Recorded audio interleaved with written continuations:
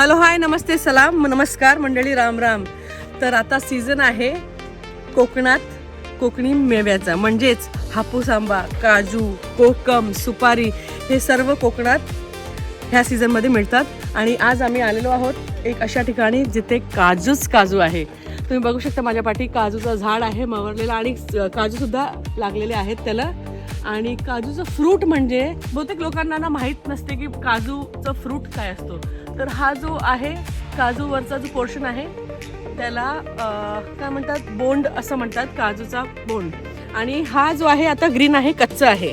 तर हे पूर्ण राईप होतो, रेड कलर होतो आणि ह्याला फ्रूट म्हणून पण खातात. आणि ह्याची तयार होते फेणी, काजू फेणी, जे गोव्यात विशेष करून फेमस आहे. आणि मग हा जो काजू आहे हा फॅक्टरीकडे नेतात आणि परत त्याच्यात ओले काजूगर निघतात, ज्याची आम्ही भाजी खातो. कोकणची माणसं साधी भोळी, पण आम्ही खातो भाजी जी 1000 रुपये किलो आहे. काजूगरची भाजी खातो आम्ही. म्हणजे आम्ही कोकणी माणसं म्हणजे किती रिच आहोत हे बघा.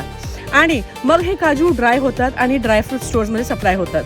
होलसेल घेऊन जातात, होलसेलर्स घेऊन जातात, परत रिटेलर्स पण घेऊन जातात.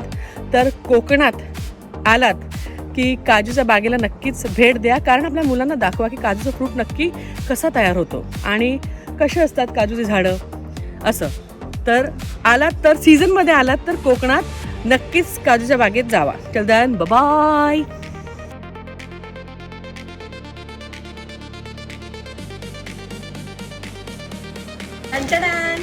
येवा कोकण आपलंच असा.